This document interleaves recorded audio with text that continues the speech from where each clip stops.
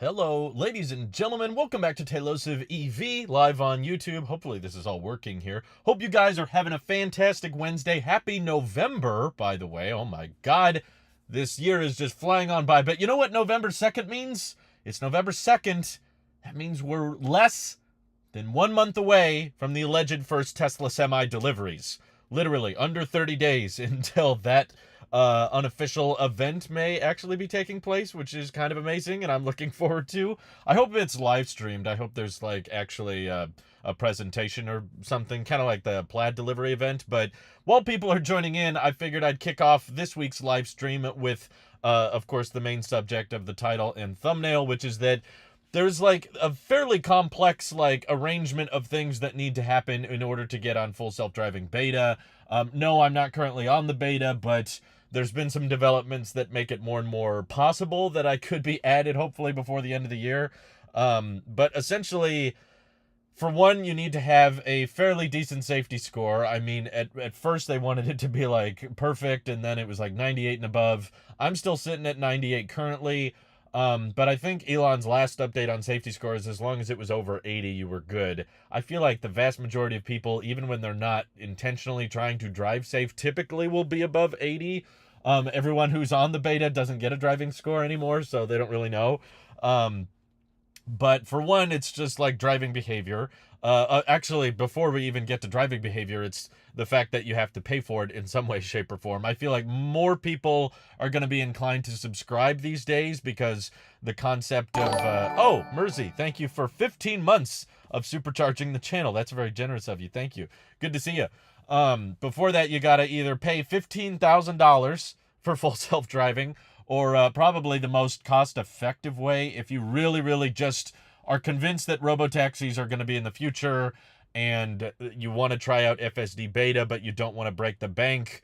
Honestly, buying a used Tesla that already has full self-driving attached to it, yes, it sticks with the car. There's some people that are still being fed the incorrect truth that the full self-driving is removed whenever you change ownership from vehicle to vehicle, and I have seen it done in the real world. That's not how it works. Typically, you buy full self-driving for the vehicle, and if you sell the vehicle, then the next owner has full self-driving. But even on Tesla's used inventory, you can typically get vehicles for basically what it would cost new, but it's used, obviously, so they throw in full self-driving because they can justify you spending a lot more on that car, and they get you to basically pay new pricing on a vehicle with a lot of miles on it. So if that's what you're interested in, primarily with the Tesla, it's not making sure you're the first owner or making sure that the battery has the least amount of degradation or something. I think probably the most cost-effective way to get full self-driving is to buy a used vehicle. But if you're not interested in that,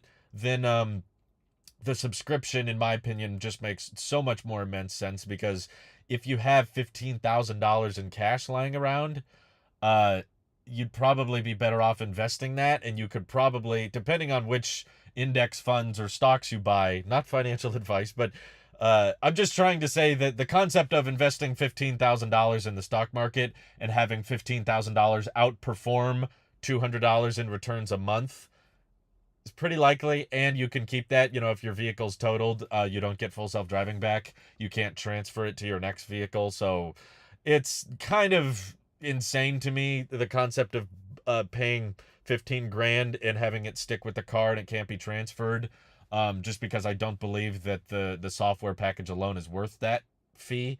But the idea of renting it on a monthly basis feels a lot more digestible to me. But I feel bad for Mike in the Woods, of course, who's just tweeting me that they don't have the subscription option in Canada, which is definitely a bit of a bummer. But okay, assuming you pay for it in some way, shape, or form, after that, you got to have a good safety score.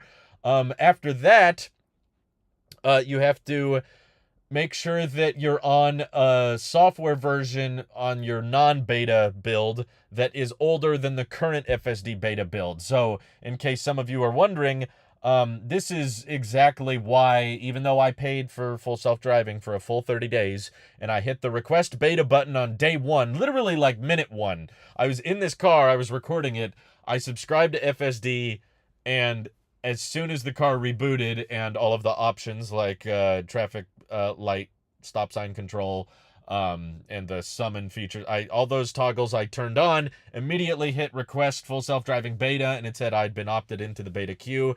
30 days went by, never got on the beta, despite having a 99 safety score.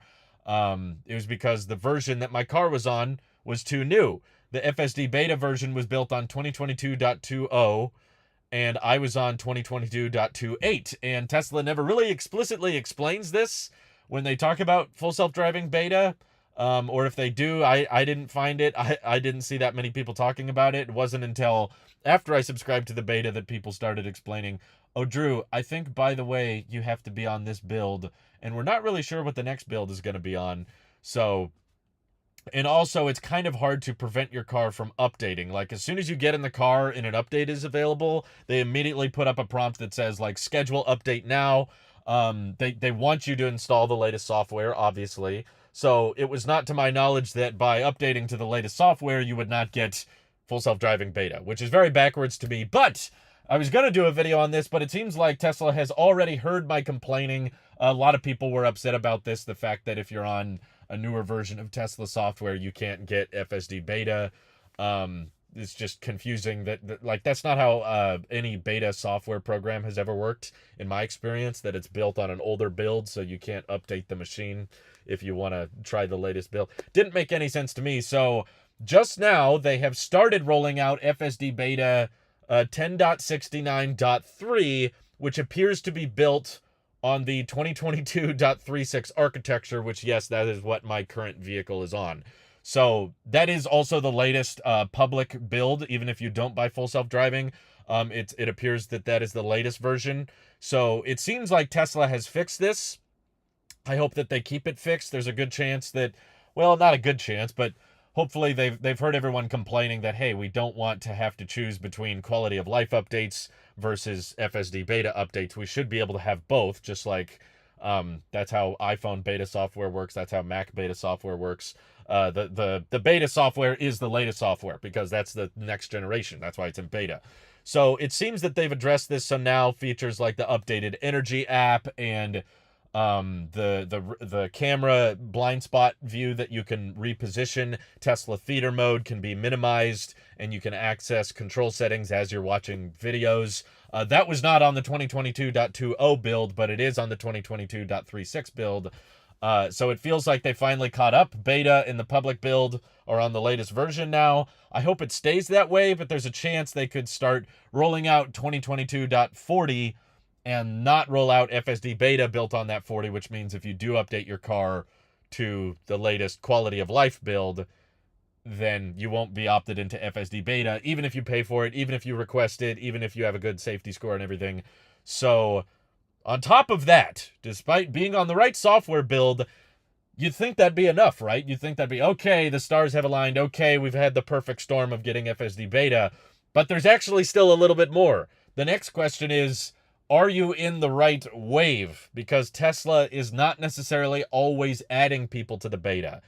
Right now, they've reported that they have around 160,000 beta testers, and I still cannot really get concrete word, so please correct me if you've heard of anyone getting it in the last couple days. But there are certain times of the year where even if you qualify for FSD beta, even if you're on the right software version, safety score is good, and you paid for it and everything, you still might not necessarily be in the wave where Tesla is looking to add people.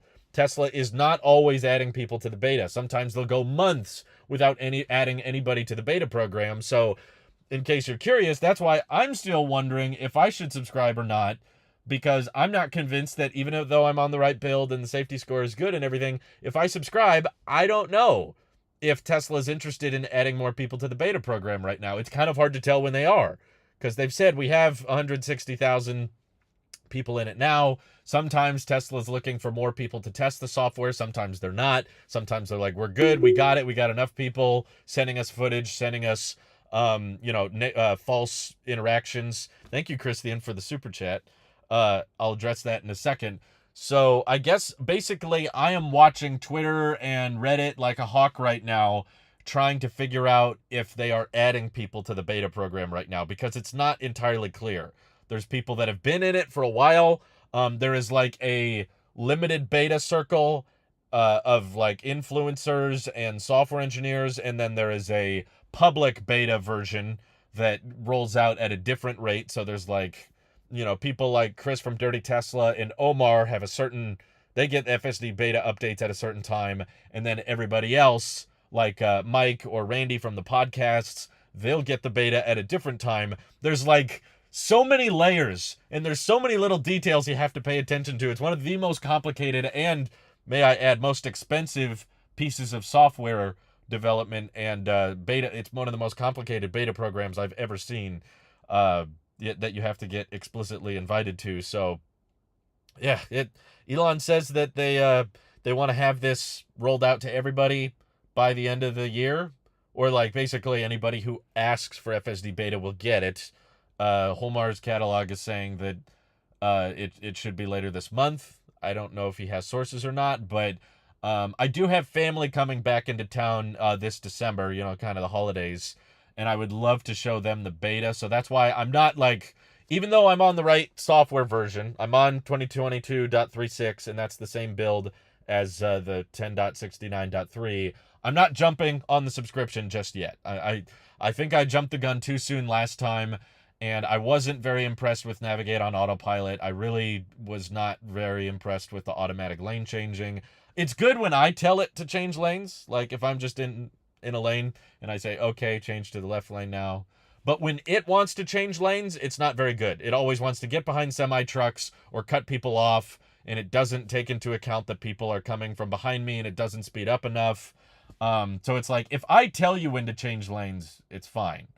But I don't really like the Navigate on Autopilot software package all that much, and it reroutes and is making all these weird decisions, and the responding to traffic lights is not very good either. I have to confirm every time I go through a light, which is honestly more naggy, and it starts slowing down even if I'm coming up to a green light because it wants me to confirm. So I have to kind of hover my foot over the accelerator or keep my hand over the gear stock to confirm.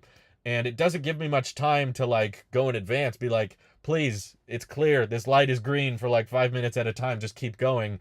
And it felt like the free version of Autopilot that doesn't listen to traffic lights actually did a better job, because I don't have to tell it, it just goes. And if it's red, then I just turn it off, no big deal. But with traffic light and stop sign control, when I had full self-driving, it waited way too late. It would not start slowing down soon enough. It would wait until it was like almost to the red light, and then it would slam on the brakes, and we would all get pulled forward. Very uncomfortable. So even though technically the car will stop for a red light, it was not a good experience for me. It's not something I would pay for. I would pay for summon. I do like, not even necessarily smart summon. I just love when I get into a parking space and I want to adjust it a little bit, just pulling up the phone and moving it back and forth, or when I'm in a tight parking space, moving it out. There's all kinds of situations where I use summon, but that's about it. Auto park, not very quick, not very good. So I really just subscribed to FSD because I wanted to get into the beta program. That's all I'm really interested in trying, and I want to make videos on that, obviously, but very difficult to get in the beta, that's for sure. So sorry I have been ignoring you guys for so long. I like your plaid shirt, thank you. Christian says, I'm going on a road trip with a rented Model X. I'm blind and can't drive, but my mom will drive. I'll enjoy the passenger experience. Wow, congratulations. I hope you like it. That sounds like fun. Thank you for your donation, too. Mike in the Woods says, sup, dude, what's your thoughts on the weird October to December 2022 window I currently have for my Model 3 delivery with no specific dates? Yeah, I think, didn't someone reply to you about that on Twitter? I think I didn't say anything because I agreed with what they said. They basically said, if they're not giving you specific dates, that delivery window means nothing. Like, from what I discovered from the Model 3 standard range delivery subreddit was that until they give you a 2-week window, it really could fluctuate a lot. It could get pushed months, or it could be ready tomorrow. And the fact that they're not giving you a very specific delivery window just means that they don't really know what they're doing. They can't give you much info. So I don't think it means you're close, and I don't necessarily think it means you're that far away. I think at this rate, you'll probably get it before the end of the year. I would expect sometime in December based on that timeline. But yeah, I don't have too many thoughts on it. The whole process of trying to guess when someone's vehicle is going to be ready to take delivery, especially when they're pretty far from the factory, which I believe you are. Uh, it's such a complex algorithm of trying to figure out where people are ordering certain trims and how to transport them depending on, like, we brought this up I think in the last live stream. Mike pointed it out, is like Cybertruck deliveries are going to be prioritized based on where the most amount of Cybertruck orders are. So it doesn't matter when you ordered or what your place in line is. There's no line. So similarly, if you're in an area where there's not that many other people ordering your trim, you're probably going to get pushed to the back of the priority window because they can't send up a big shipment of vehicles or Cybertrucks, whatever it is. They can't send up a big shipment to you because you're kind of isolated. There's just like, oh yeah, one guy wants one way up here. So they'll probably save that for last, opposed to if you're in an area where a lot of people are taking delivery of similar spec vehicles, they're going to send a lot of units to that delivery center. So that's why I think, that's why I predict probably at some point in December you'll get your car. But I'm excited for you. I hope you like it. Let's see. Khalif Timberlake says, would love some advice. 2019 Model 3 with FSD, 17,000 miles for $45,000, or new Model Y without FSD for $68,000. Sheesh. Really? You're cross-shopping those two? It's like a difference of $23,000. I mean, money is a factor, obviously. So if those are your only two, I mean, I'm more tempted, I'm biased, I'm more tempted to just buy a new Model 3 because I've heard not so great stories about people going with used Teslas because Tesla, I don't know what site you're looking at with the used Model 3, but most of the time Tesla will not even show you pictures of their used inventory. They just say, yeah, it's fine, but there have been people that get their car and they have issues and there's cosmetic problems or things are broken. So, and when you order a used Model 3, it's a non-refundable deposit. So if you finally get the car and you don't like it, and there's been modifications too. I've seen people take delivery of used Teslas and they modified the steering wheel or they modified the display or the armrest, and Tesla does not revert it back to original. And they used to show you pictures of the used models, but they stopped doing that, which is kind of annoying. So I'm a little hesitant to go used just because you don't necessarily know what happened to this car or what the last owner did, other than Tesla saying, yeah, it's fine. Like, it drives, the motor works, it charges, but you don't know what else they could be hiding. I ordered the Model Y and I've been waiting for the December delivery since June. Got used Model 3 via Tesla's inventory. Oh, okay. So you already ordered the Model Y. Yeah, honestly, I still genuinely believe the Model Y is the better vehicle. It's just you have to ask yourself if that $28,000 difference is... Oh, you take delivery of it tomorrow. Wait, why are you asking me? You're going to take delivery of both and decide which one to sell? I'll try to flip the Model 3 since it has FSD to get more put on the Model Y. I guess the price of FSD will probably go up again. So if you hold on to it, then I guess that would increase the resale value. But the addressable market that would be interested in paying that much for a Model 3 used might be a lot smaller. So it may take a bit longer to sell it. If you get FSD beta but then cancel your subscription after, do you still get beta access after you resubscribed? As far as I understand, yes. There's a person in our Discord that goes by the name of Lynn, and that's what they do. They are a subscriber, and they got on the beta program, and they have canceled before. They cancel their subscription, and then they resubscribe, and they're still on the beta, but they told me that, like, yeah, don't update to the latest quality of life if the FSD beta build is on it, because then you'll be opted out of beta, basically. Or it might actually permanently knock you back, even if you unsubscribe. I haven't tested that, actually. So, like, if there's a new update, quality of life update, so not a beta update, but like 2022.40, when that starts rolling out, if you're on the beta and then you cancel your subscription, I'm not sure if they offer you 2022.40 or you just don't get offered it because your vehicle is listed as in the beta program, even if you're not paying for beta. Can you have FSD without premium connectivity? Of course, yeah. Those two are completely unrelated. It's not, you got to get them both. That's where I was. I had full self-driving last month when I was subscribed to it, but I did not have premium connectivity. And I haven't missed it, to be honest. We've been driving it quite a bit, and I haven't run into a situation where I'm like, oh man, wish we had premium connectivity. Like, the Bluetooth thing just works so simply. I just get in the car and it starts playing music from my phone. It's not, I don't get why it's so complicated. Like, not worth the $10 a month or $100 a year for me when the phone works so easily. Like, my phone's going to be in the car. My phone is my key. It'd be one thing if I was driving places without my phone, but then I'd have to use the key card, and that's not easier anyway. So, let's see. Gotta bounce. Cheers. Before the window was December 4th to December 31st, so it's not technically pushed out. Yeah, it's just that they don't know. They don't really know what to tell you. Let's see. I read that. Mike said, do you think any manufacturers will adapt Rivian's paths through to their vehicles in the next decade? If so, which one? Yeah, I haven't seen anyone else try to. That's a good point. The gear tunnel. Yeah, I wish they would. It'd be kind of cool if, I don't know, maybe the gear tunnel makes more sense on smaller sized pickup trucks like the Rivian. So I don't know why that came to my mind, but I was like, maybe if Toyota that actually gets serious about EVs and they made like an electric Tacoma, they could adopt a gear tunnel or something, because it'd be like, we heard people want more storage space and this is what we came up with. I still think a mid-gate is probably more practical than a gear tunnel, but the gear tunnel's still cool. It'd be a lot cooler if they actually started delivering those camping kitchen set things, but they haven't delivered any yet. Just got here, but I was right. New FSD build on .36. I know you were right, Jacob. I'm just asking, like, how do you know these things? And, okay, Jacob's the expert, right? Because he's always telling me what FSD beta build is on, and I didn't realize that the software version of the car and the software version that FSD beta was built on was so important. But my question for Jacob is, how do we know when they're going to start adding people to the beta program again? And are they adding people to the beta program right now?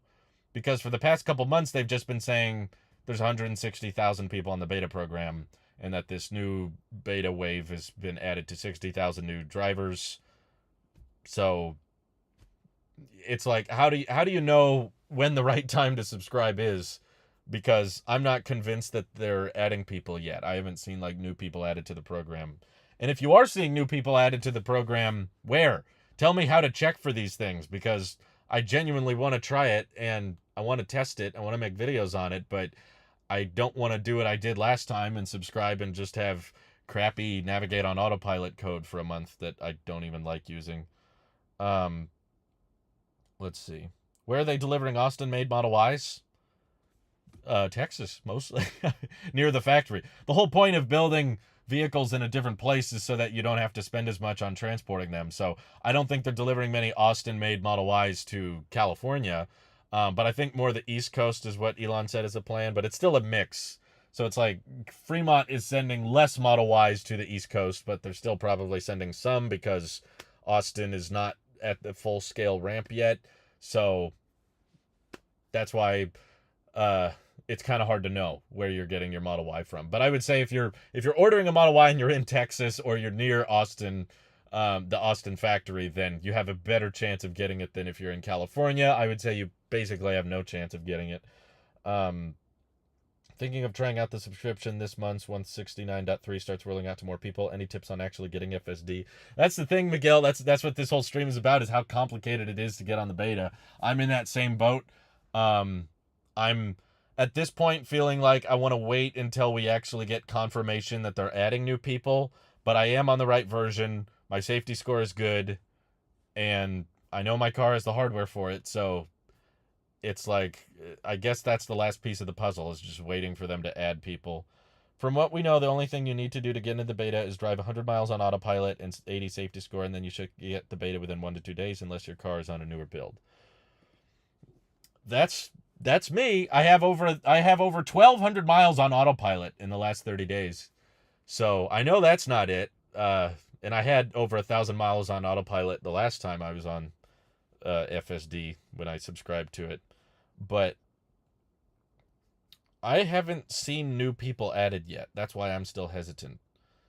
We ordered new Model Y Performance October 22nd and taking delivery this Sunday at 5. So only 3 weeks in a day, only love in a day only. Love 30 Live 30 miles from Fremont is probably what you meant to say. Gotcha.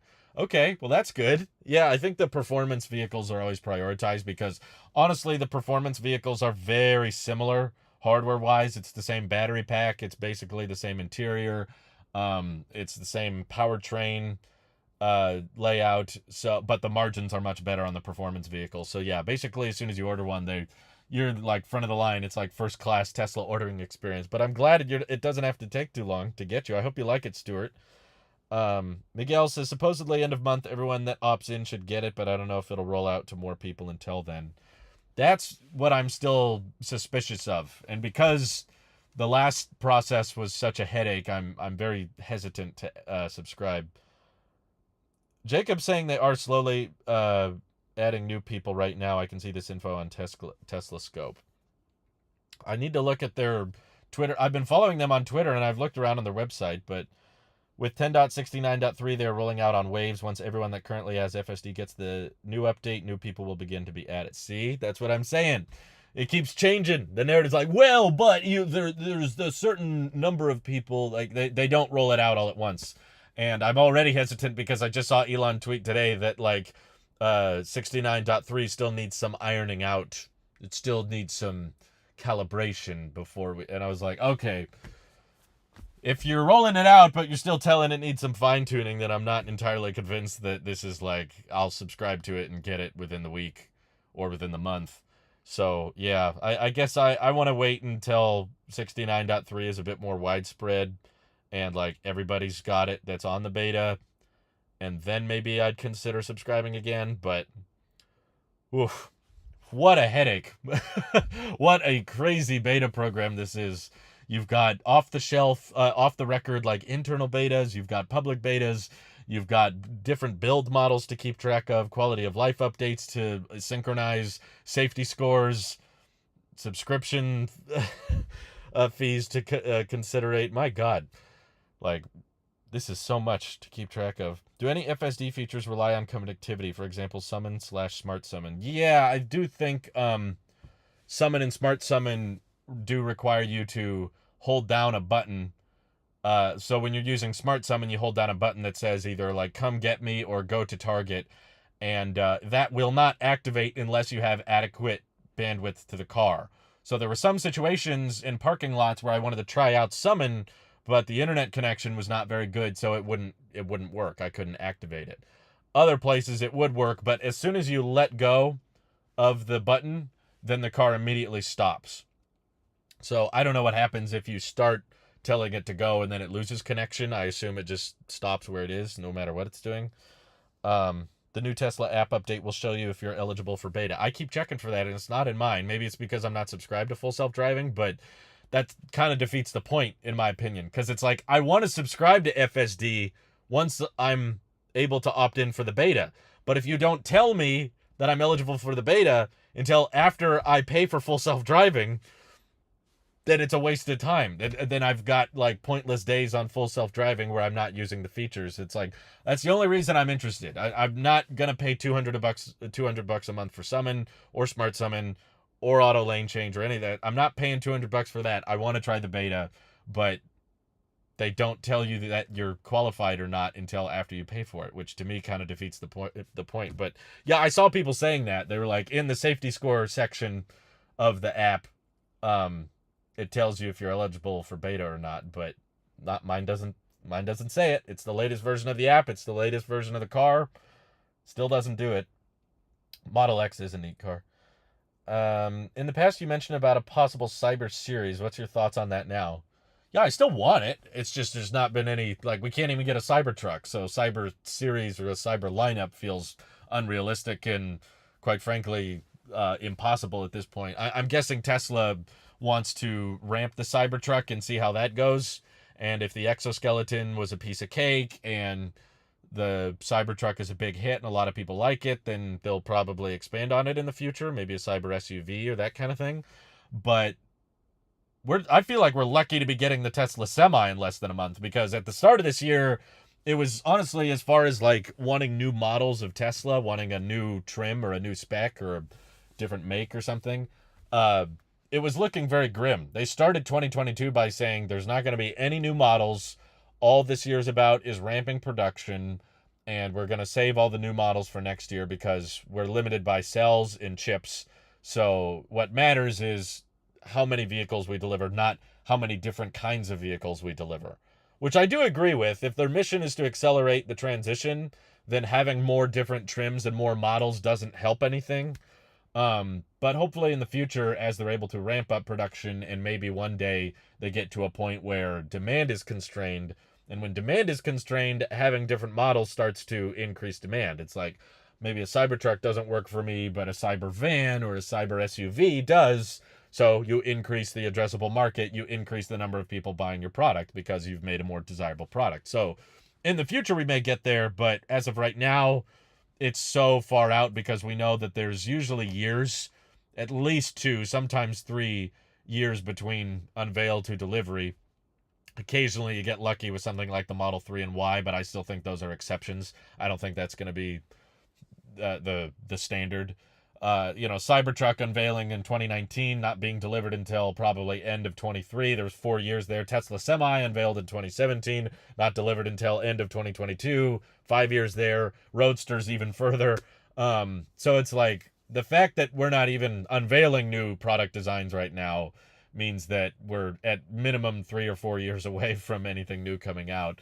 And based on the way Zach and Drew and Elon have spoken on the last few earnings calls, it feels like the next big unveiling is going to be the robotaxi vehicle. I don't think it's going to be a Model 2 or a Cyber sedan or a Cyber SUV or anything. It sounds like all of their focus after Cybertruck and hopefully Roadster is going to be on a driverless vehicle because they're convinced FSD beta will be good enough. Do you think they're going to do a free trial for the wide release of FSD in order to attract more people to it? There technically already is a free trial. I used it. It's not very long, but when I first subscribed to FSD, the first 2 days were free. So I went on a road trip with it. I subscribed right before our road trip, and we got to use Navigate on Autopilot and Summon and all that stuff for 48 hours. And before the 48 hours were up, we decided, this wasn't very good. We weren't that happy with it, and we weren't sure when we were going to get in the beta program. It wasn't very clear at the time. So I canceled before the 48 hours were up. So I did a video on that. I drove 1,200 miles that weekend to San Diego and back and didn't pay a thing. It never charged my card. It didn't even put a hold on my credit card. So I think you can only do that once. So maybe you wouldn't be able to get in the beta that quickly. But technically, yes, there is like a 48-hour free trial, at least in the United States. I'm not sure if it works like that in Canada, but it didn't tell me it was going to be free for 2 days. I just hit subscribe, and it says the renewal starts in 2 days. So it's like you have it now, but in 48 hours you will be charged for it, and then you'll have it for 30 days from that point. Personally, I think you should subscribe to beta once you see Tesla Scope say there's a large number of people getting the new update. They will start adding new people a few days after. You know what, Jacob? You do sound like you know a lot about this, and I don't deny that. So I would just say either tag me or DM me on Twitter when you think it's a good time. Because I'm not interested in I'm not going to subscribe to FSD for 12 months at a time. I'm going to subscribe once for 30 days to get some coverage and get some videos. I'll probably subscribe 2 times a year, 3 times a year. Maybe more depending on how the videos perform. I'm more interested in covering it for you guys and making, and letting people know that I've experienced it. I know how it works in my area. It's not so much something I think is going to be worth my investment for my own personal use. So this is purely like a business write-off or investment to me. It's like, I want to do this for the channel. If I didn't have a YouTube channel, I would not be subscribing to this.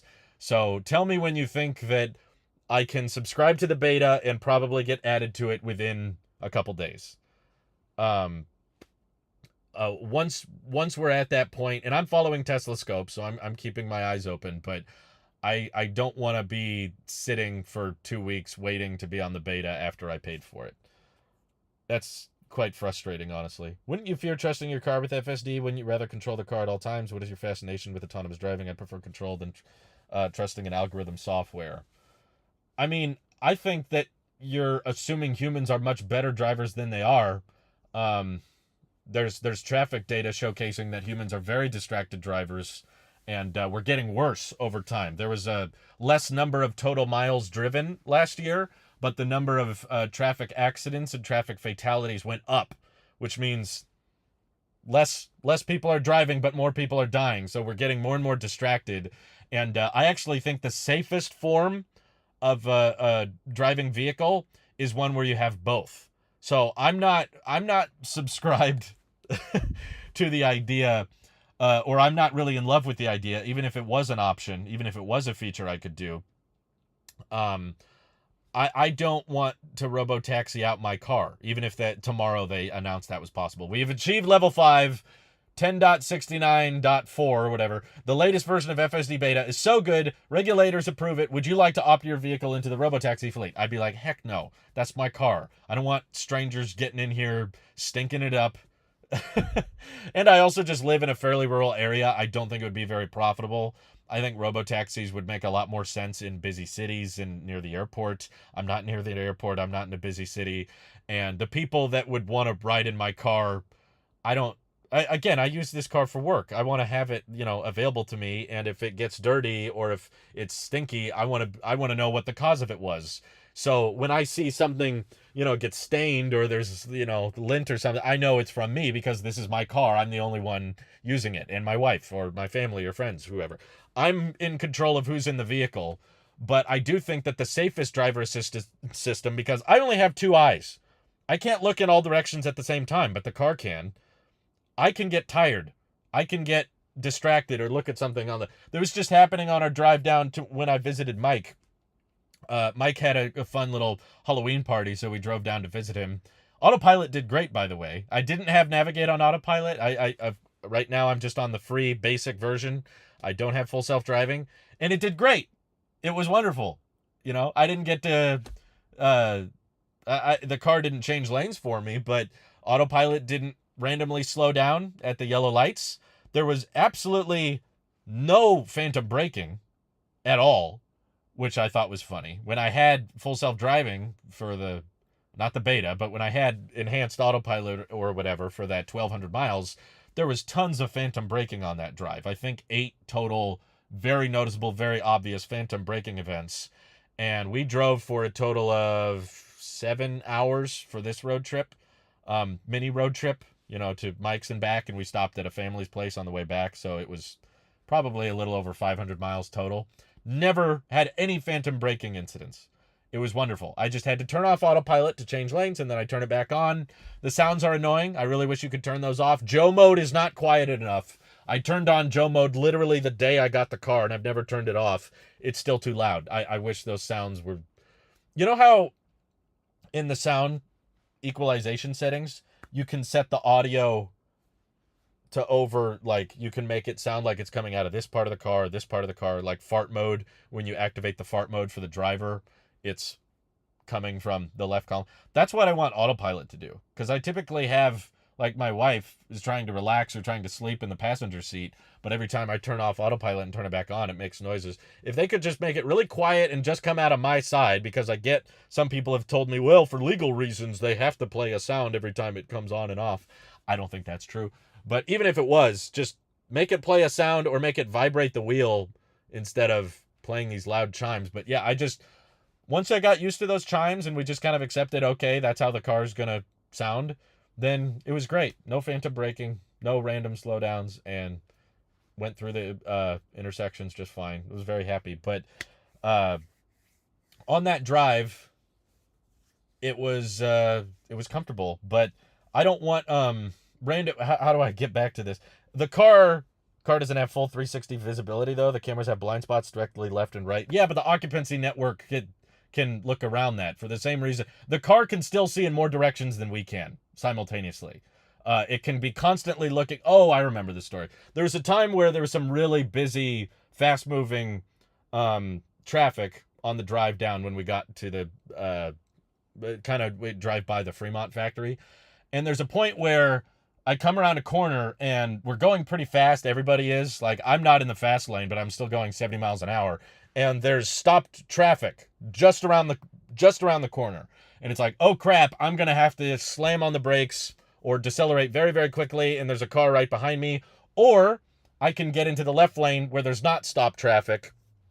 So that's what I did. I signaled and I got into the left lane. But as I was getting into the left lane, I look at the blind spot camera and I see that not a car directly in the lane I'm merging into, but the next lane over is moving into my lane simultaneously. So we had a lane between us and we both decided to change lanes at the same time, and he was in my blind spot. So we both started moving like this. So it's not like one of us wasn't checking. Maybe he wasn't because I was in front of him. I guess I'm not in his blind spot. But still, I noticed that we were both heading towards each other when I looked at the blind spot camera. So I started accelerating. So I'm like, oh, shoot, I don't want to hit this guy. I don't want to get stuck behind all these cars behind me or have to slam the brakes. So I accelerate so that there's clearance between me and this guy, that we're both moving towards the same lane. But that acceleration freaked out my wife because there's a car that moved out of the slow moving traffic and is now moving in to the lane that I'm in. So I'm accelerating to try to make sure that I don't hit this guy in my blind spot camera. So I'm looking at the camera, I'm accelerating, and then my wife's like, honey, there's someone right in front of us. So I accelerate enough, but there's that car that came out of the slow moving traffic that's not accelerating yet. So I had to slow down anyway. Luckily, no one was hurt. It was a sketchy situation, but it was that kind of situation where I was like, I can't look at two things. I'm trying to move over, trying to pay attention to the guy merging back here, and try to, like, a computer could handle this situation a lot better. It would know how far we were from this car, how far we were from the car in front of us, and while it may hit the brakes a little bit hard, I would still trust a computer to do a better job and have a human overseeing everything, because it can look in that direction, it can look behind it and in front of it and to the side all simultaneously. So I think there are certain situations, like very long stretches of highway, where a computer performs better at driving, and there's other edge cases like construction zones where a human does better because it understands context of, like, it's okay to go over the double yellow, it's okay to go through this red light because the construction worker is waving me through and he has a slow sign or a stop sign. There's certain situations where a human is better. So in my view, the safest driving experience is when you have both. There still has not been, as far as I'm aware, a confirmed known accident or serious accident with full self-driving beta, like where someone had to go to the hospital or someone died. That still has not happened. And the miles Teslas have documented driven with autopilot turned on are like over 10 times safer than the NHTSA average of number of accidents and collisions without a driver assist feature. So I still am interested for safety reasons, and also I think that while certain driving is fun, a lot of driving, I would rather the car be in control. I mean, I still use autopilot pretty regularly. I still, especially for long stretches of highway where you've done it a million times, you know how to do it. So no, to answer your question, I don't always want to be in control of the car because the car should know how to do this. The car should know not to hit the car in front of it. The car should know the speed limit. The car should know how to turn. It's 2022. We have cameras. We have sophisticated algorithms. We have microchips. We have fast processors that are able of calculating distance between objects. So there's a lot of driving that I think should be autonomous. I'm hesitant to believe that we can get to the point where a human never needs to get involved. But I do think there's a lot of strengths and a lot of benefits to having a mixed system where the human takes over when the human is better and the computer takes over when the computer is better. I think that's the best case scenario because I still have the dream. One of the main reasons I wanted to get a Tesla growing up when I was younger was I love the concept of being able to get in the car. You've already plugged in the destination and it just drives you there. And you can just do what you want. You can watch a movie. You can go on your phone. Hopefully one day you could even sleep, although I think that might be a bit of a stretch because that would imply that you don't need to be ready to take over. Level 3 basically is my dream, though. Level 3 autonomous driving means that a human has to be in the driver's seat, but they don't have to pay attention. It means that the computer needs to be able to tell the human to take over in some circumstances, but for the most part, the car is doing the driving.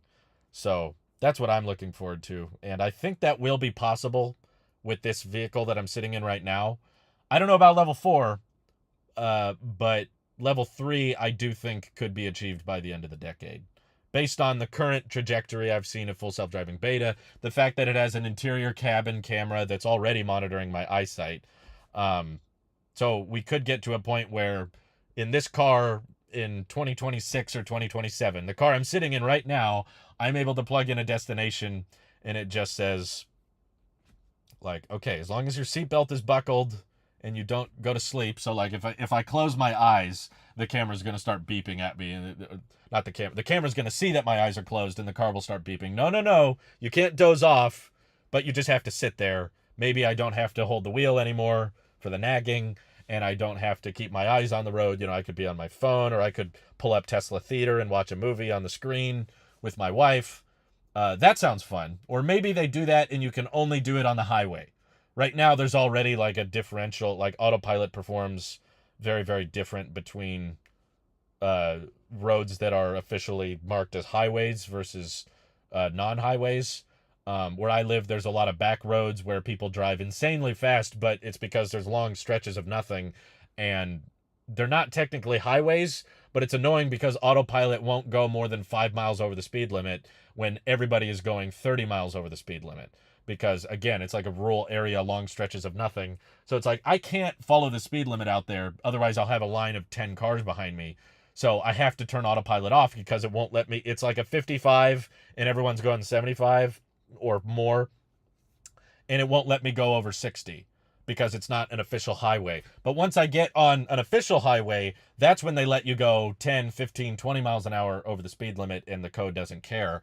So I think with that kind of differential, they may say you don't have to pay attention when you're on the highway. When you're off the highway, you do have to pay attention, or hopefully the beta gets good enough to the point where it's like, okay, there are some situations where the car needs a human to intervene, but they're not situations that are going to be so incredibly bad that they need you to be ready to take over at a moment's notice. Level 3 autonomous driving would be the car needs you to take over within 5 or 10 seconds. Like, it's not going to be the FSD beta doesn't know what to do in a dangerous, someone cuts you off or, something bad is going on. But it's like sometimes FSD beta doesn't know what to do in a construction zone or a weird parking lot or a driveway that is not paved. Sometimes you got to drive sometimes you go to a wedding. Certain wedding venues are like, oh yeah, everybody's just parking out on the grass. Is FSD beta going to know how to park in like a makeshift? I went to several pumpkin patches in the last month, and the parking lots are always jank. They're not paved. It's just like gravel, and there's a bunch of people parking on grass. And it's like, would beta know how to park here? No. This is when the computer could be like, all right, this is weird. You take over. So I would park it, or I would make it handle a weird driveway, and then the rest of the time the car does the driving. FSD is going to be the new designated driver. Yeah, basically. So I think there's a lot of advantages and a lot of selling points. Sorry, Hasael, I missed your super chat. Why can't the sexy lineup have 620 miles of range like the Roadster's projected? It can't be size because the Roadster's smaller, so is it just price? Your efficiency and production efficiency gets a lot worse when you expect vehicles to go that far. It's not hard to get an EV to go that far on a charge. It's just not practical or profitable. For one, the battery pack is the most expensive part of the vehicle, so any part of the reason the Roadster can do that is price, yes, but it's also its size, being very aerodynamic, not weighing very much. It's basically a powertrain, a big battery pack, and some seats, and a cold gas thruster, right? But the more range you want in a vehicle, the more batteries you have to pack around. And most people don't drive 600 miles between stops. Most people drive on average 30 to 40 miles a day, and Tesla expects most people to charge at home, which is the current scenario. That's what is happening right now. So when you're just driving around town or commuting, your efficiency will get much, much worse because you're hauling around all of these extra battery cells that you don't need. And it drives the cost of the vehicle way up. And because you're putting in more and more cells to each car, you can't build as many cars. So Tesla's all about accelerating the transition, which does involve making the most amount of cars possible. So the more cells you decide each vehicle needs, the less vehicles you're going to build total. The fewer vehicle, I don't know, the terminology, people always correct me on this. But yeah, it's just most people would not utilize that range, even though it's technically possible. There was like a third-party company that just put some extra batteries in a Model S and they got it to go like 700 miles on a charge. That's not the problem. A lot of people think it's a chemistry thing. Like it's not physically possible to get an electric vehicle to go 600, 700 miles on a charge. It's possible. It's just, can you scale that? Can you sell it at a profit? How many of those can you build? That's the trick. And that would not really solve many of Tesla's problems. Nicholas Dutko says, going to be who opted in first, 2, then who has the high scores, 3. If you think you'll get the beta ASAP after opting in, you'll be disappointed. I don't expect it to be instantly, but if you qualify for all those things, I don't see why you need to wait months. Your YouTube business is 100% worth it, man. 200 a month is nothing as a business fee. It eats into your business profitability. I wouldn't say it's nothing. If I took $200 from you, you wouldn't say it's nothing. But no, the channel probably doesn't make as much money as you think it does, but that's okay. I don't need to make a bunch of money. Just took delivery of my used 2021 Model Y with FSD. The beta came installed, so I got access immediately. Super fun. Hey, there you go. That's probably the fastest way to get beta. Sorry for this. Is this going to cover up my face? Yeah. That doesn't look very good, does it? The sun decided to peek through the bushes just now. But I appreciate the people who are supporting for letting me treat this job as a full-time gig. Framed Frag says, what if you wear sunglasses? Does it see? Mike says yes. I've heard people say that it depends on the type of sunglasses. Some that it can see through and some it can't see through. But I don't wear sunglasses anyway, so that wouldn't bother me. But Jacob says, navigate on autopilot is so underrated for road trips. I was driving in the middle of the night and I can guarantee that the computer was way safer because I would blink for like 3 seconds at a time. That too, like driving late at night, driving drowsy, that kind of thing is when a computer is very, very much a better safety measure. I don't think that's a navigate on autopilot thing. I think you could achieve that same stuff with autopilot. I was very disappointed when I had navigate on autopilot. I thought the free version performed better. To be honest, no phantom braking, no random slowdowns for yellow flashing lights.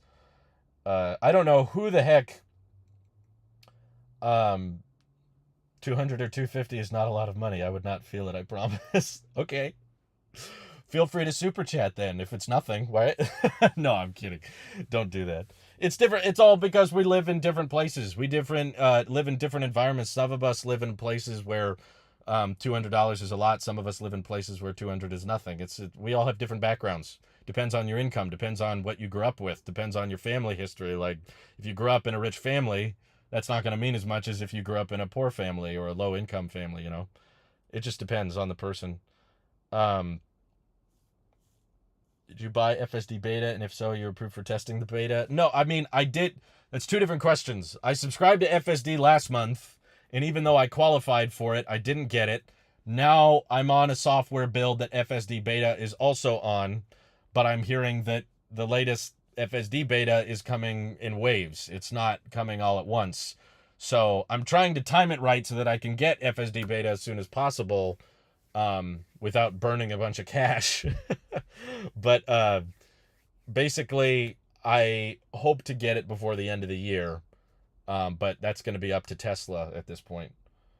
With Tesla adding more and more testers, they get data faster and the updates should be faster. I say level 5 achieved within 5 years. I've heard it before. I've heard it before. And then it gets pushed back. And then in 5 years, we're all saying, wow, it's so good. It's never been this close. We are so close to solving full self-driving. And another 5 years go by. Wow, it's never been this good. We are so close. It's like those edge cases need to be downright hard to find. Needs to be like near impossible for someone to have an intervention on a drive. And right now, it's not that hard to find. I can watch like 2 FSD beta videos and find an intervention. Just today, even, Chris from Dirty Tesla posted a screenshot from the visualization from 10.69.3, the latest version dropping this month. And the blue line that shows where the car is going, the blue line goes right under a vehicle. So the blue line is literally telling the car to hit someone else, which I'm sure it quickly fixed itself after, but still, it's like that probably shouldn't be happening. Do you know that if we can upgrade to 2022.36.5, I'm currently on 2022.28, and I don't want to risk upgrading to a version more advanced than beta? At this point, I feel pretty confident in saying that the latest 10.69.3 beta build is based on the 2022.36 update. So you should be good. You should be good to update to 2022.36, and that doesn't mean you're not going to get on the beta, as far as I can tell. I don't see the value in FSD full price, and monthly premium makes sense for trips/vacations. Yeah, I see it as well. I wouldn't pay full price for it either. Even if you think it's worth it, like you can put 15 grand in stock, and that will probably perform better than whatever you're worried about losing if you subscribe. Because again, you're just SOL if you get in an accident and you paid for 15 grand. As far as I can tell, I have not seen it work in the owner's favor. If you get in an accident, even if it's not your fault, your insurance isn't going to cover the price of replacing full self-driving. So you would have to subscribe to FSD every month for, I think it's like 5 years before it would have been cheaper to buy up front. But over the course of 5 years, how's your $15,000 in the stock market looking? Like, it's just no question to me. Why do people keep retracting messages? Other EVs have longer range but are more money. That's true. Yes. Are you guys having your own conversation? I'm the type of person that wants the best range battery, therefore I have to worry about charging less. Then by charging less, the battery health would degrade less fast. Charging is not necessarily bad for the battery. Leaving the battery unplugged for extended periods of time is honestly going to be worse for it. But would Tesla insurance cover FSD if your car gets totaled, or is that not yet confirmed? I don't think so. And it's not locked in or anything, because especially if the price of, like, for instance, Mike in the chat, I have not seen this proven, so I'm going to assume no until proven otherwise. But, Mike in the chat paid $7,000 for full self-driving. So if heaven forbid his car was totaled, insurance would figure out what it would cost to replace his Model Y, or they would pay him cash for what he paid for his Model Y. But that does not mean that they would give him the $15,000 full self-driving upgrade again.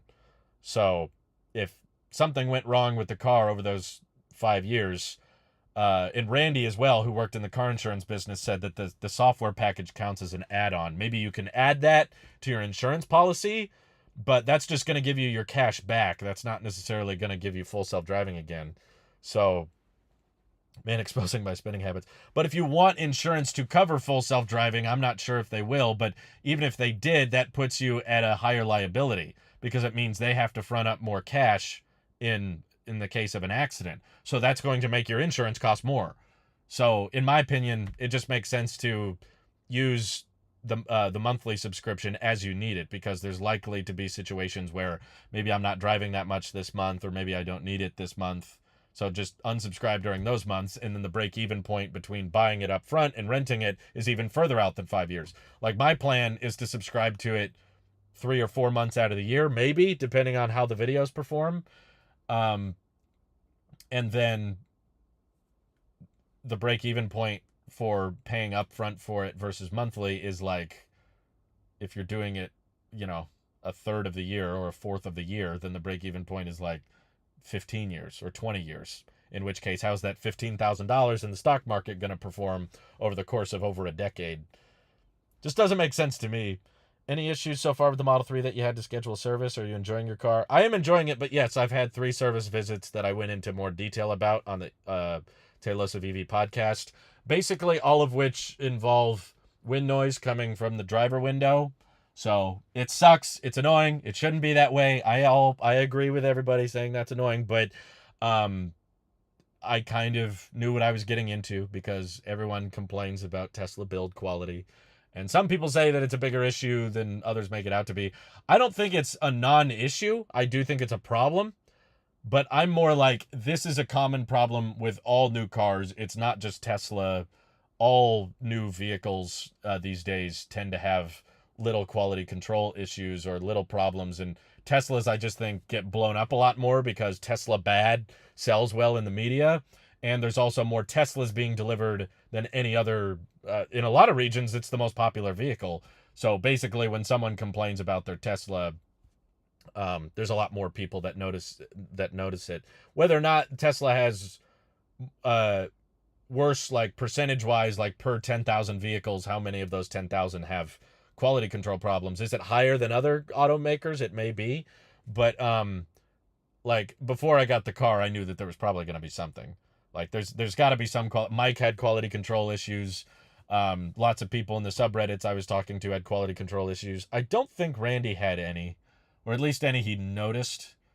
Um, but yeah, he's like the only person I know that got a Tesla and didn't really have anything that needed service. But the Tesla service center that I went to was not helpful. They did not fix the problem, and I don't think they have the trainees or the technicians that are actually good enough to know how to fix the problem. Because I've been there 3 times now, and they're not close to me, so it really throws off my work schedule. It throws off my day, because we use the car, so the car's gone, and we have to leave it with them all day, or we have to. They give you Uber credits, but Uber doesn't work where I live, so it didn't matter. I'm out of a ride at that point. So after 3 service visits and it still didn't fix the wind noise, I was like, yeah, no, I'm done. It's not that big an issue. It's a little bit annoying, but I still love the rest of the car. Um, I don't know if someone mentioned this already, but if you don't like Navigate on Autopilot, you're going to hate the beta. Well, I I've used the beta before. It's not like I've never experienced it. I've used it with Mike several times. I know that it's not like a very competent and very smooth driver, but I want to try the beta for the channel. I want to test it. Navigate on Autopilot I was using for hours and hours on end. Beta I'm just going to use for 10 minutes, 15 minutes driving around town. It's not the same thing. And based on the videos I've seen, I think FSD beta will perform much better than Navigate on Autopilot was performing, because for me at least, Navigate on Autopilot was not doing its job very well, but that was mostly because of the navigation and it wanting to reroute to different superchargers constantly, and it kept turning on and off and on and off. And highways versus on route navigation being switched back and forth just because the area I live. Whereas I've seen FSD beta videos and how it works. So you use it in cities stuff. It's not like I have to use it for hours at a time. But yeah, there was wind noise on the driver's side. That was annoying, and it's still annoying. But all cars have little quirks. All cars have little issues and build quality things like that, or little changes that you wish they would make. But overall, it's still great. If my Y gets totaled, it's going to be a wild ride for me, not just the crash, but the purchasing of the next vehicle. I agree. Yeah, that's going to be a big, very big subject on the EV podcast, because at this point, I'm not entirely sure if Mike would buy a Model Y again at this current day pricing. In 5 years, would you consider a Toyota EV, or would you stick with Tesla since it's what you know and are familiar with? Nothing about Toyota screams good EV to me. They've made one, the BZ4X, and the wheels kept falling off, and they had to recall all of them, and then they offered a buyback with them. So I have like zero loyalty towards Toyota personally, but that's not to say I would. It's kind of like a weirdly framed question. I would not buy a Toyota EV at this time. Nothing Toyota has unveiled or talked about making sounds interesting to me. But I'm not exclusively going to buy Teslas. There's definitely a list of non-Teslas that I'm interested in buying. At this point, I would much rather buy an Aptera than another Tesla. If I was to get a second EV, it would not be a Tesla. That doesn't mean it would be a Toyota, but other EV brands I would consider would be Rivian. If I needed a SUV or a pickup truck, Rivian would definitely be my first choice. I would take an R1S over a Model X. I would take a R1T over a Cybertruck, because simply I think the Cybertruck's going to be super expensive, just like the Model X is super expensive. what other brands? If I was just looking for, a hatchback to drive around town, I would consider a Bolt or a ID4 or a EV6 would be kind of cool to try. So no, I'm not set on getting a second Tesla at this point, and I'm not set on Toyota. Nothing Toyota has showcased has looked very compelling to me. And uh, the way Toyota has talked about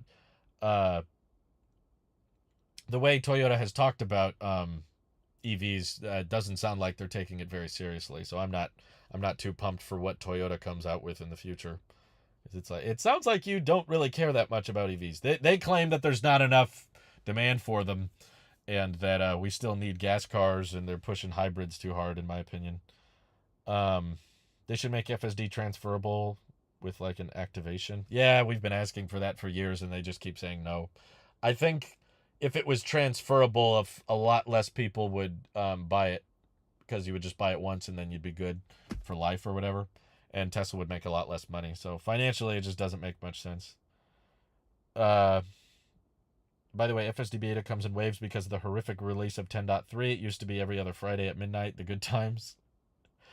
That's the funny thing is, like, I had a conversation with a retired lawyer, Warren Redlick, about this, because he's more of a hyperbole than I am.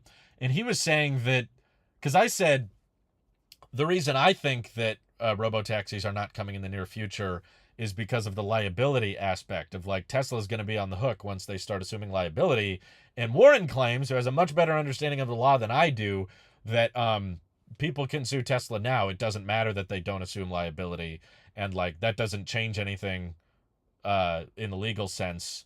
And even if you accidentally, caused a car crash and someone died, you're not necessarily, a crime has not necessarily taken place, and that the laws surrounding traffic court are a lot more loose than people realize. But my response to that is basically just like, then why are they so hesitant now? If they can get sued anyway, why are they so slow to roll out FSD beta? Why do they want us to hold the wheel so much? Why do they beep at us when we're not looking at the road? It's like, if you're so skeptical of the consequences of something going wrong, why are you so hesitant to roll this out? And that's, I think, my main reason for thinking robo-taxis are so far out is, like, think of how long it's taken to get people on this beta program. Like, we've had FSD beta for over 2 years now, and it's still very difficult to get in, and it still makes a lot of mistakes. We may as well use my FSD beta if test keeps making it difficult for you. Model Y saves the day again. Yeah, I've genuinely contemplated that, because I've run the math, and the cost of driving my car down to Mike, filming a video and driving back, it would definitely be cheaper to film FSD beta videos that way than it would be to subscribe to it. It doesn't cost $200 for me to drive to Mike's house and back. What I'm paying with something else, though, I'm paying with time. That's what I don't have as much flexibility on, is just giving up. It takes over 3 hours to get to Mike, over 3 hours to get back, and then it takes us a few hours to film the video. Finding time where I can do that regularly is the bigger challenge. Let's see. I skip all videos with FSD drives because I have it, and if I want to watch it, there are lots of other people showing FSD drives. There are lots that you skip? Okay, you skip it so that you can watch it if you... Okay, I think I understand what you're saying, David. And this is how I ended up with a Bolt. The Bolt is just so insanely cheap, and if you're not road tripping, I think it's probably not that bad an option at all, considering it has over 200 miles of range. Most people don't drive more than that in a day. And it's got a decent amount of storage space. It has CarPlay, which I'd like to try at some point. So, yeah, if I was just needing a cheap vehicle to drive around town and within, 200-mile radius, there's family that lives a little further away, or friends that I got to drive a little further for, but I don't have to, like, supercharge or fast charge or anything. Let's see. On a test drive with a Model 3, the FSD was interesting. At the same time, it took turns later that I would anticipate, which made me uncomfortable. Yeah, I bet it's very uncomfortable. I've I've experienced it a couple times, but it's definitely very impressive on certain turns and then complete crap on others. but that's kind of why it's fun to make videos about. Uh, let's see. Would you try the same road trip again with FSD on a different day? I think you did it on a long weekend last time, correct? If I needed to, I don't typically have a lot of reasons to drive down to San Diego, but um, I've done that drive with FSD and it was not very good. And then I did a shorter drive without FSD and I thought it was much better. But even if you're on the beta program, that does not expand to highway driving. So they have not touched the highway enhanced autopilot stuff. None of the beta builds have touched that yet, as far as I'm aware. So I don't think the results would be any different. It would probably be the same stuff. Maybe there would be less traffic, and maybe it would stop rerouting constantly between superchargers because it wouldn't be as busy. But from what I've read, the superchargers are just always busy in LA. Like, that's where we hit all the traffic, and that's where the supercharger navigation was all crazy. And I don't think that was a weekend thing. I think that's just a LA thing. I don't really want to go through LA if I can help it. I don't enjoy driving through there. Alternate Reality says, picking up my standard range Model 3 on Sunday. I wonder if the ultrasonic sensors will be missing. Probably. We drove by the Fremont factory on our last road trip, and we saw a truckload of Teslas, and they didn't have the ultrasonic sensors. That was effective immediately. So if you haven't taken delivery yet, it probably doesn't have them. Sorry about that. Hopefully it's not too long until they roll out the occupancy network for you. What's the fastest speed you have reached on your Tesla? Would you say you have a heavy foot? No, not really. I am always in chill mode. I turned on chill mode the day I got the car. I don't like to go fast. Mike can attest. I drove him to the supercharger in my car, and there's several points where you kind of have to accelerate on a on-ramp to catch up with the flow of traffic, and I did not floor it. I'm not a lead foot at all. I'm a feather foot, if you could call it that. And I would say, what's the fastest speed? I think there was a point there's some stretches of I-5 that are very long and very straight, and everybody's going like over 80. And at one point, there was cars coming up really, really fast on the left, and I was in the right lane behind a semi-truck, and the car decided, I want to change lanes now, so it changes over to the left lane, and there's cars screaming behind me, and I don't want to get hit, so I push the accelerator to accelerate because I don't want to get hit by the cars coming up behind me. And then I pushed it over, I think, 85. And you can't go with a vision-based autopilot system. It will not go over 85. So because I pushed the accelerator over 85, the car panicked and put me in autopilot jail. Wouldn't let me turn it back on again. But it just started screaming. It was like, autopilot has exceeded 85 miles an hour. I don't know how much faster I went, but behind the semi-truck, I was going like, 70 something. So it wasn't like I was, completely flooring it. I just didn't want to hit the guys behind me. So I was kind of like, let's go, car. Still in chill mode. And I think at that point I went into the high 80s. I don't think I hit 90. Basically, as soon as the car started yelling at me, I stopped accelerating. So a little bit over 85 is, I think, the maximum. I'd like to say 88 miles per hour so I could travel back in time. Currently listening while using the beta, and I can definitely see it being as good as a human in the next few months. I heard that before. Knock on vegan leather. Yeah. Don't text in beta, please. If either the tech or EV channel blew up to the size of MKBHD, Linus, or Justine, would you still live stream, or do you think they'd get too crowded and hectic? Yeah, no, I still do members only streams on the tech channel because I don't always love having giant busy live streams. I like the smaller ones too. That's why I do these. They're not, honestly, they don't make that much money, but they're fun. That's why I do them. But I actually do more members only streams on the tech channel because that's more interesting and fun for me. And there's usually like 10 or 12 people watching those, and you feel like you know people on a first name basis and you can kind of carry a conversation. So I don't do that many big public streams on that channel. I kind of wish you didn't brush off hybrids so much. They could be the necessary stepping stone some people need to want to switch to full EVs. I just think it's a waste of time. I felt the same way about Blu-ray. Just because we have full EVs outselling hybrids now, and they have an insane amount of demand. So, Skylar, your logic that some people need that as a middle step is like, are you assuming that there's not enough demand for EVs and there'd be more demand for hybrids? Is like, we have proof that you can effectively and profitably scale EVs at a very fast rate. Tesla's already outselling everybody in certain jurisdictions. In the month of September, I think, the Model Y was the best selling car of any kind in all of Europe. And that's only going to change. Giga Berlin's not fully ramped. Giga Shanghai is expanding. Giga Texas is ramping and not fully unlocked. So it's like, for one, we should acknowledge that the oil industry and the gasoline infrastructure is very bad for the environment, right? And climate change is real, and there are consequences to how quickly we act.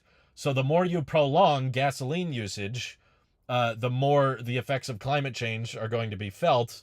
The more pollution we're going to have, the more dependence on foreign oil we're going to require. So the quicker we get off of that infrastructure of drilling for oil, refining oil, which is also very bad for the environment, transporting gasoline from the refinery to the gas pump, the sooner we get off of that, the better. So that's why I'm like, this is not like we have like infinite time here. It's not like we should just be like, yeah, we'll get around to switching to EVs someday. But in the meantime, it's like, yeah, we probably should have been doing full electric a lot sooner. And there's a lot of consequences to us postponing this and saying, yeah, no big deal. We don't need electric. It's fine. Gas is good enough. There's problems when you prolong that. So that's why I'm comfortable with like, no, let's let people know electric's the future, not hybrid. Like, this is where it's headed. EVs can be ramped very quickly, and they can't, like, Teslas are more desirable than basically any other vehicle on the road right now in terms of unit deliveries, and like back orders.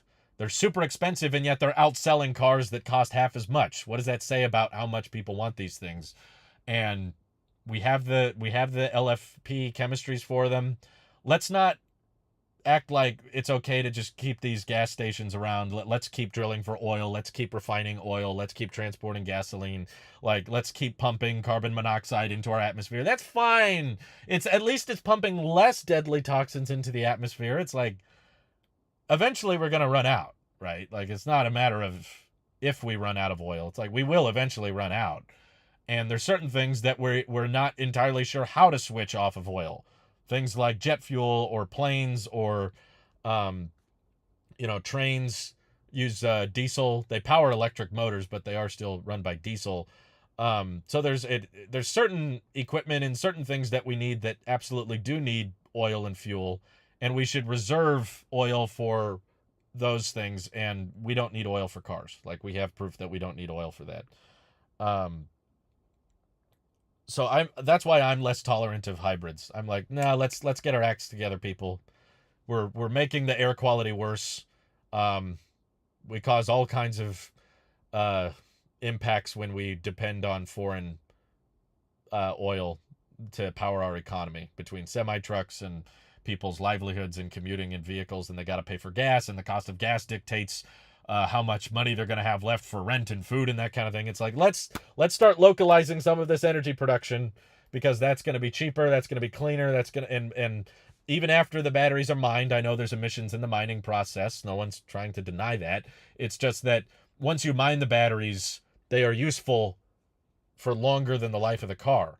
Even if the battery degrades to the point that it's not long enough range for someone to keep driving with it, it can be recycled by companies like Redwood Materials or Tesla. They'll recycle old battery packs, turn them into new battery packs, or they can convert them into home energy storage so that you have energy to rely on during peak hours, or when the sun or wind is not powering solar panels or windmills. So there's all kinds of use cases for those batteries after their use in the vehicle. So I think there's all kinds of reasons to, like, let's just go straight on electric, because we can. We know it's possible. We don't need to have a middle step. Let's see. Middle step was my 2012 Leaf. Yeah, there you go. Modern EVs are prime time.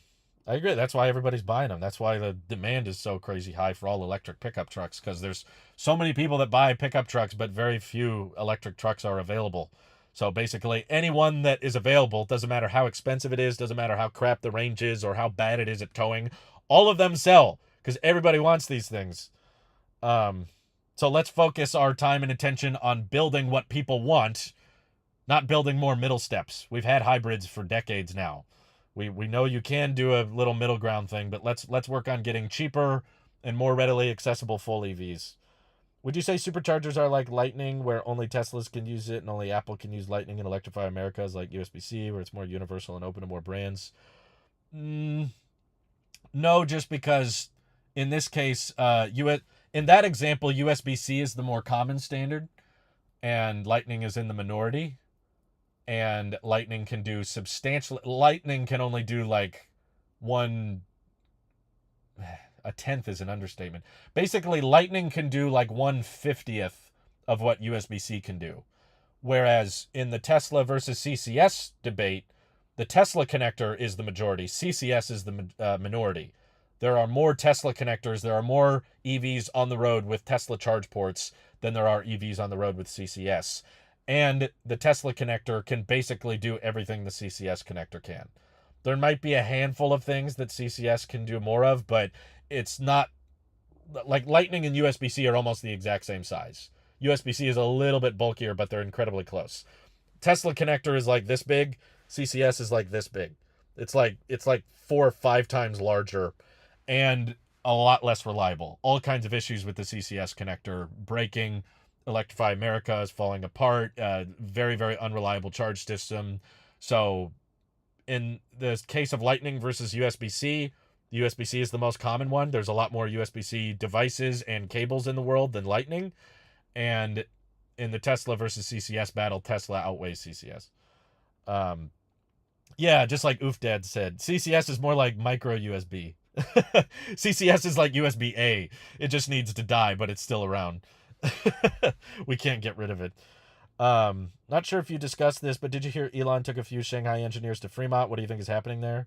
Yeah, I did see it. I didn't think there was much to discuss. It's getting a little dark in here. I can boost the display brightness so you can see me a little better. That's cool. Continuity camera, ladies and gentlemen. That's awesome.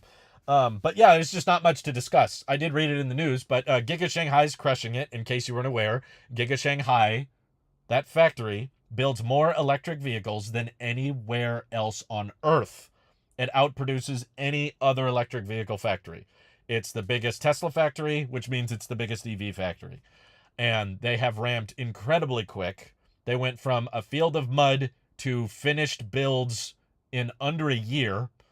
And they have shut down the assembly line several times to upgrade it for optimizations, and found ways to cut costs and found ways to increase output. That's why there's price cuts in Giga Shanghai's, because they actually kept up with demand. Giga Shanghai is like the only factory in the past 3 years that has been able to match demand for the market. And that's why they've become Tesla's main export hub as well. So it makes sense that they want to bring people from Shanghai to Fremont to ask, like, hey, how can we improve this? How can we make it better? But I don't know of what they can really do. I feel like most of the reasons that Fremont is limited is because of the layout and the dated building construction. It was not built by Tesla. Giga Shanghai was built from the ground up for electric vehicle production. Fremont was owned by GM and Toyota, and they just retrofitted it for EV production, which is not that similar to ICE vehicle production. So I think that's why it's so inefficient. I'm not really sure what Giga Shanghai could do, but hey, couldn't hurt to try. Couldn't hurt to bring some people over and say, here's what we did. You should try that too. So hopefully it helps, but it's not really worth a video, in my opinion. There's not much to say. Skylar says, I agree. Electric is the future. Good point about EVs outselling cars that cost half as much. I'm not thinking about increasing EV demand. I'm thinking about overcoming the EV stigma. Those are the same thing, though. If you're worried about EV stigma, it means you're worried that not enough people are going to buy them. And we don't have that problem yet. We are so far away from that problem. I think the much more common issue is availability and affordability. I think there's a ton of people, at least in my personal life, I from all the friends and family that I've brought. Thank you for the super chat, Eric. I have no idea what that means, but Thank you for the donation. Uh, all the friends and family that I've shown the car to have always been like, this is really cool, this is amazing, but way too expensive. So I think the addressable market for EVs is way larger than what Tesla is currently building for. Like right now, they're at a run rate of over 1 million per year.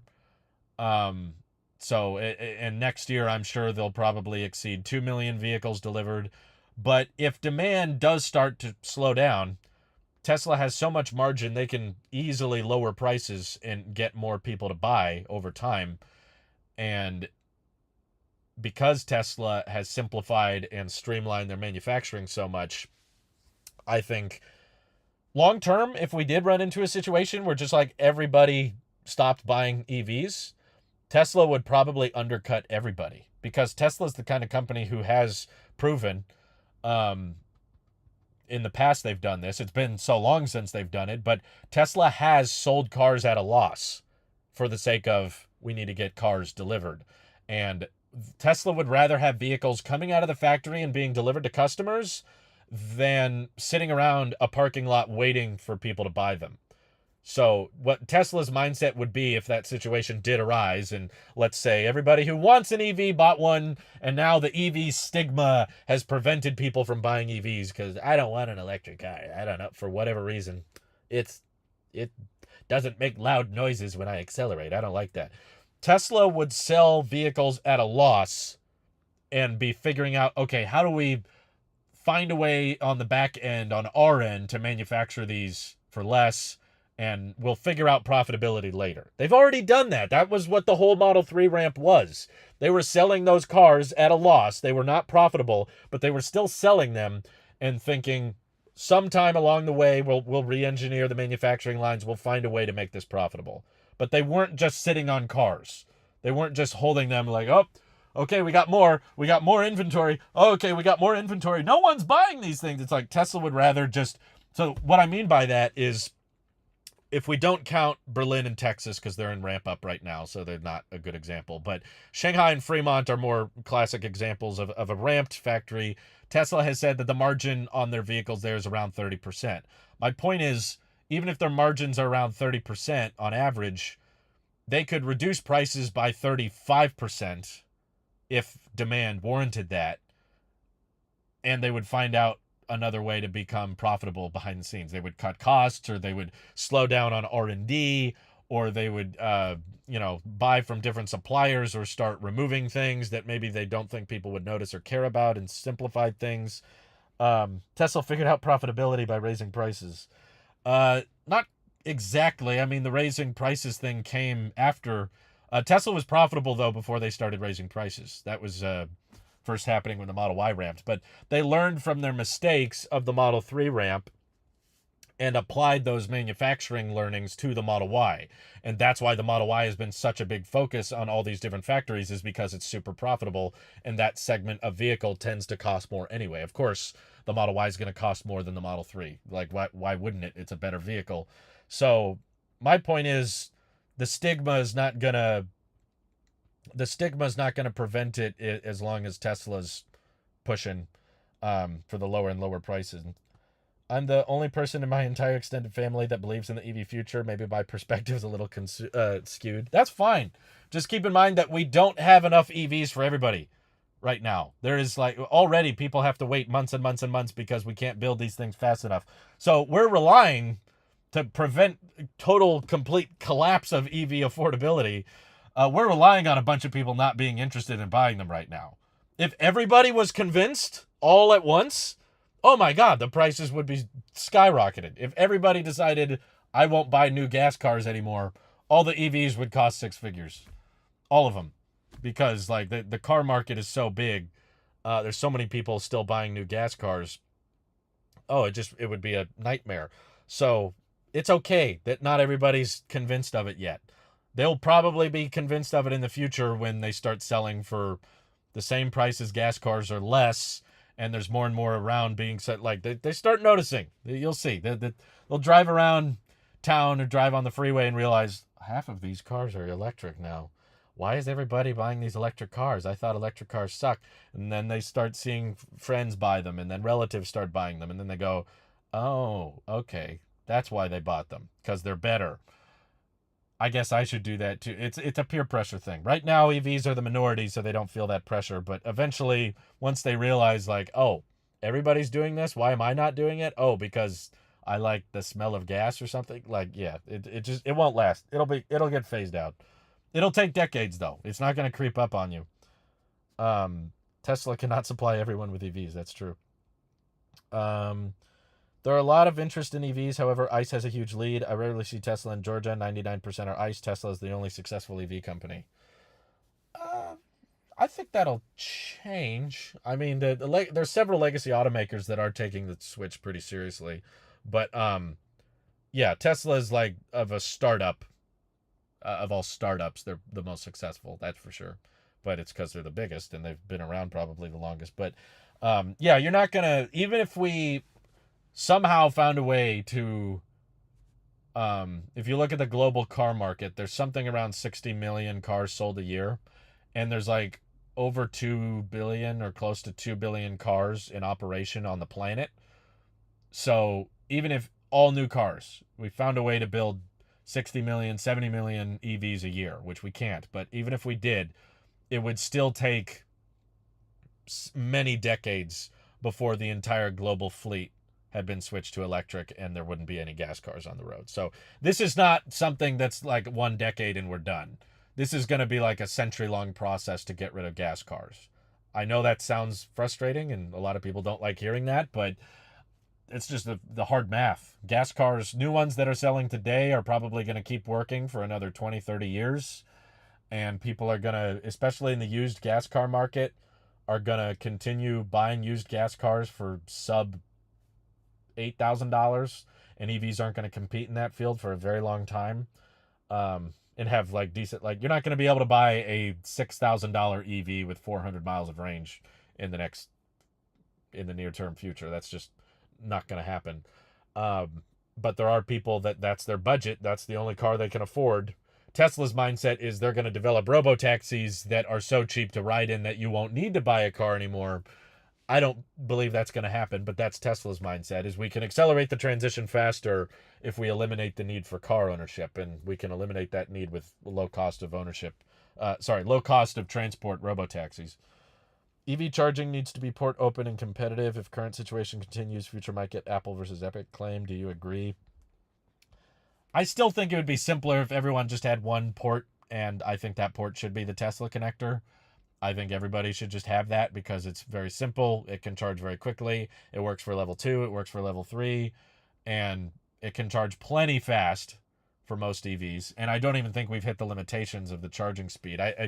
Elon's talked about them unlocking 350 kilowatts. I think they can do that with the Tesla connector.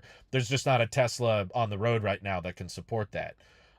So we haven't tried it yet. But I do think that the hardware can allow for it. And very few EVs on the road need to charge at 350 kilowatts, even in the future when everybody's driving them and everybody's got 400, 500 mile range pickup trucks. Even then, I still don't think 350 kilowatts, like, those high range trucks are going to have 200 kilowatt hour battery packs, maybe 250. 350 kilowatts, you can just maintain that charge speed for an extended period of time. Unfortunately, our government doesn't really like Tesla very much, so we're not going to have a standard connector, but I really wish we did. Would have been a lot simpler. Let's see. I have a cousin who has a button away from buying a Tesla, but ended up buying a BMW. After I bought mine, he was kind of regretting his BMW, but after seeing FSD beta, he was telling me he regrets. That's funny. Along that same subject, have you ever given your thoughts on California's EV-only law? I think I have. There's lots of states and governments that have done that. I don't think it's necessary, to be honest. I think that the law is so far out that it doesn't really have an effect. Like 2035, by then, I'll be surprised if there are any compelling new gas cars available. That like, oh no, we wish we could sell you this car, but the government won't let us. It's like, the Model 3 is 5 years, not even, I think it's about to turn 5 years old. I think they started deliveries in the end of 2017. So 5 years ago, we basically didn't have the Model 3. look how much the EV market has changed in the last 5 years, between companies that didn't even exist, brands that have ramped up, legacy automakers that have ramped up new EV options. Hyundai has ramped very quickly. CATL is providing mass availability of lithium iron phosphate cells. Uh, electric pickup trucks are already ramping and going to continue ramping with all of the investment going on. Like this transition is going to continue to accelerate because more and more money is being poured into the manufacturing.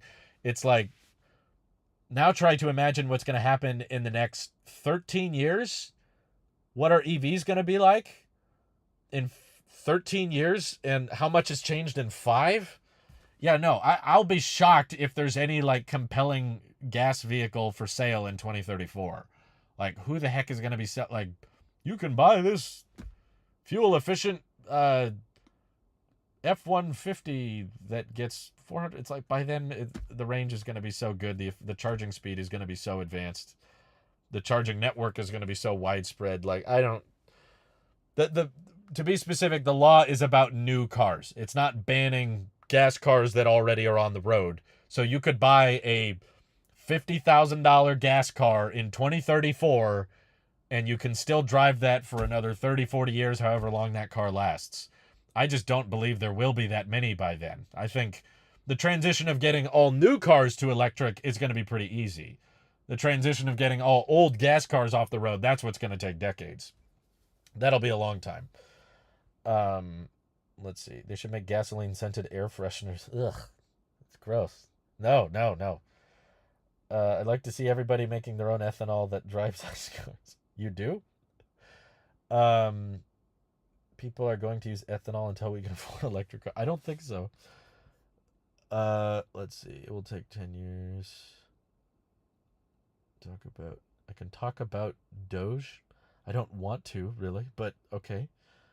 Ethanol is a good way to transition people over, both of us, to clean energy in the near future. It's probably not as good as electric, but it's better than gas. Yeah, but we should just go for the real solution. I think that's what's worth most of our time. There's already people that are annoyed with how much ethanol there is in gas. Oh yeah, Ford did make a scent like that. That's right. When gas runs out, what then? I don't think we're gonna run out of gas before we switch all new vehicles to EV. I think we've got, from what I've read, we've got like 100 or a couple hundred years worth of gas left. But that doesn't mean we should use it all as quickly as possible, because again, it's bad for our air quality, it's bad for the environment, it's bad for the ozone, it's bad for global warming. There's all kinds of reasons we should not try to use up all our remaining oil as quickly as possible. If we can diminish our usage of it sooner, we should. Electric's the only real long-term solution. I agree. Exactly. How long do you keep your vehicle?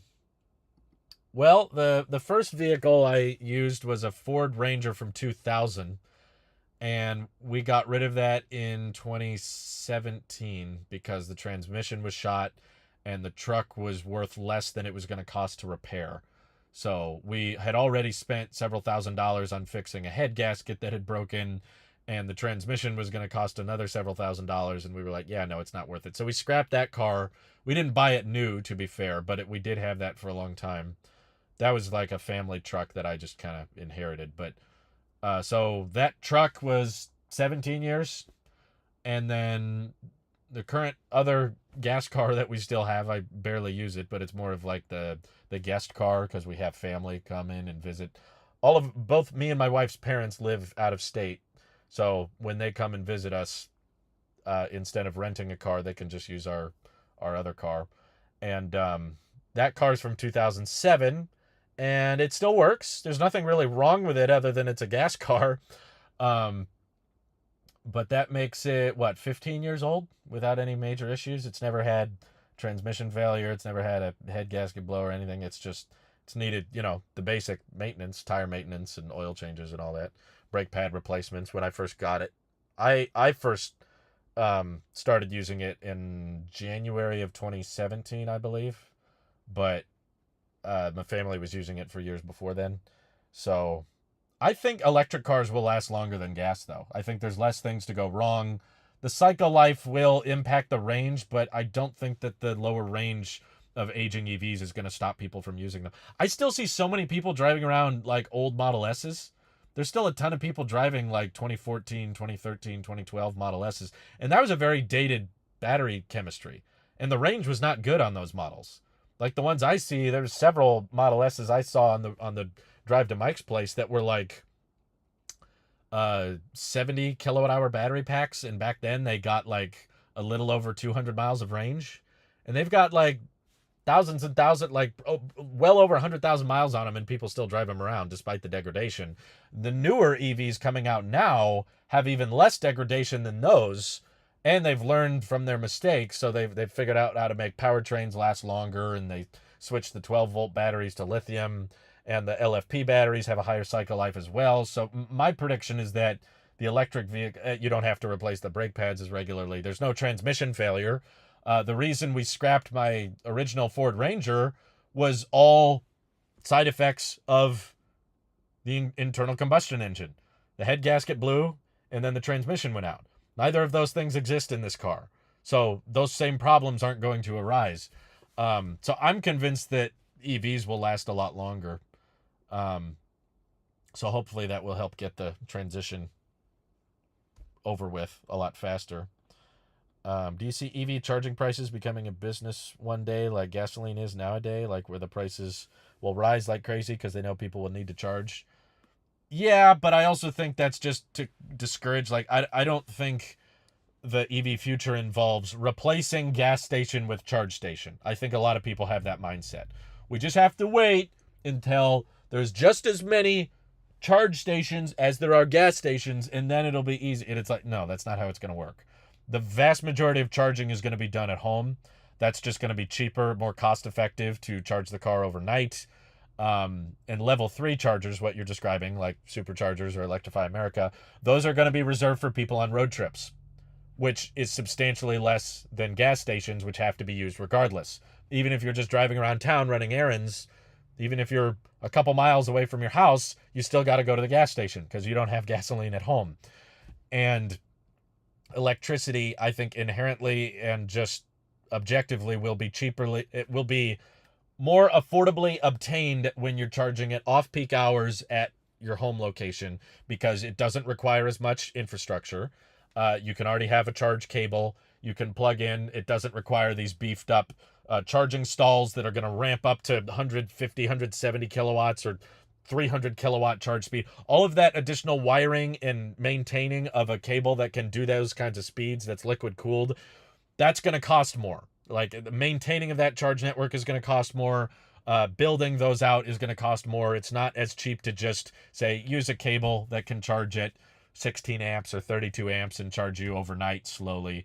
That's what the long-term vision is. And yes, some people live in apartments where that's not going to be viable, but wherever you park your car, ultimately at night when you go to bed, that's where it's going to make the most amount of sense to charge it. So I don't think there ever will be as many level 3 charge stations as there are gas stations personally. And to discourage people from using those stations who don't need to use those stations, the prices are always going to be higher because it's more expensive to maintain that network, opposed to just charging from home. It's kind of like expecting, like, will we ever get to the point where going out to eat is cheaper than cooking at home? It's like, no, because you're paying someone else to cook the food for you, and someone else's time is pretty much always going to cost more than just, whoa, dark mode was activated. It's always going to be more expensive than just making the food yourself at home.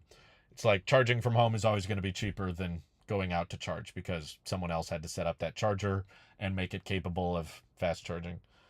I've not gotten an alignment for my car yet, no, but let's see. I wish gas stations would get into EV charging. It might be the only thing that will save them in the future. Several already have. I've been to several superchargers that were right next to gas stations, but they'll figure it out. They know what they're doing.